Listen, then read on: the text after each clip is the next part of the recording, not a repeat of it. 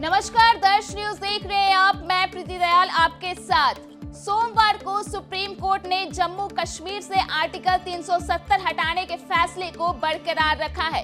इसके साथ ही इसे पूर्ण राज्य का दर्जा मिलने का रास्ता भी साफ हो गया है। पूर्ण राज्य बनने पर जम्मू कश्मीर में बहुत कुछ बदलने वाला है और राज्य के विकास में वित्त आयोग का एक बड़ा रोल होगा। जम्मू कश्मीर में जल्द चुनाव के लिए कदम उठाए जाएं। सुप्रीम कोर्ट की ओर से कहा गया है कि 30 सितंबर 2024 तक जम्मू कश्मीर में चुनाव हो और इसमें जल्द राज्य का दर्जा बहाल हो। तो आइए जानते हैं कि पूर्ण राज्य बनने पर यहाँ क्या-क्या बदल जाएगा। 2019 में केंद्र के अधीन आया था राज्य। सबसे पहले आपको बता दें कि बीते 5 अगस्त 2019 को केंद्र की नरेंद्र मोदी सरकार ने जम्मू कश्मीर से अनुच्छेद 370 के प्रभाव को खत्म कर दिया था। इसके साथ ही राज्य को 2 हिस्सों जम्मू कश्मीर और लद्दाख में बांट दिया था। इन दोनों को ही केंद्र शासित प्रदेश बना दिया गया था। केंद्र के इस फैसले के बाद जम्मू कश्मीर से विशेष राज्य का दर्जा छिन गया था और यह केंद्र के अधीन आ गया था। अब 4 साल बाद सुप्रीम कोर्ट ने इसकी वैधता को सही ठहराया है। 4 साल में दिखाई दिए हैं ये बड़े बदलाव। साल 2019 से पहले विशेष दर्जा वाला राज्य होने के चलते जम्मू कश्मीर में बाहर के लोगों को जमीन खरीदने की इजाजत नहीं थी। अनुच्छेद 35A ऐसी खरीदारी को सिर्फ स्थायी निवासियों तक सीमित रखता था।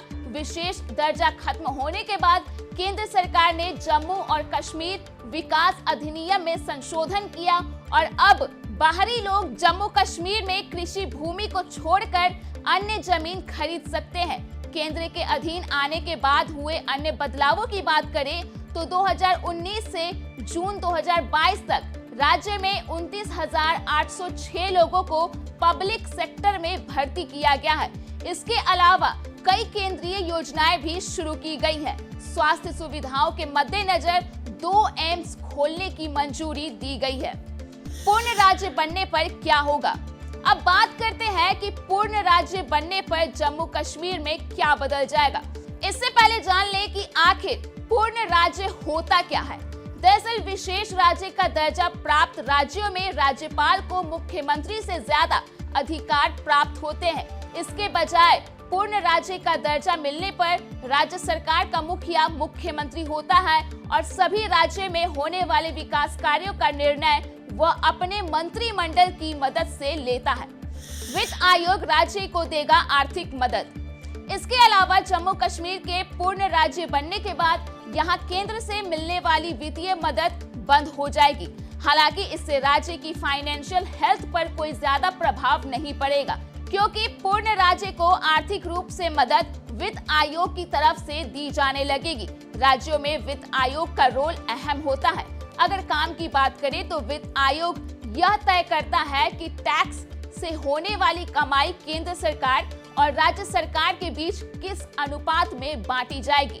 वित्त आयोग फॉर्मूला तय करने के बाद राष्ट्रपति को अपने सुझाव सौंपता है और फिर उसी हिसाब से 5 साल तक केंद्र सरकार और राज्य सरकारों के बीच राजस्व का बंटवारा होता है। वही पूर्ण राज्य के लिए वित्त आयोग उन उपायों की सिफारिश करता है जिन्हें राज्य की पंचायतों और राज्य के स्थानीय निकायों को आवश्यक संसाधनों की आपूर्ति की सुविधा प्रदान करने के लिए राज्य की संचित निधि को बढ़ाने के लिए अपनाए जाने की आवश्यकता है, ताकि उनके कामकाज में बाधा से बचा जा सके।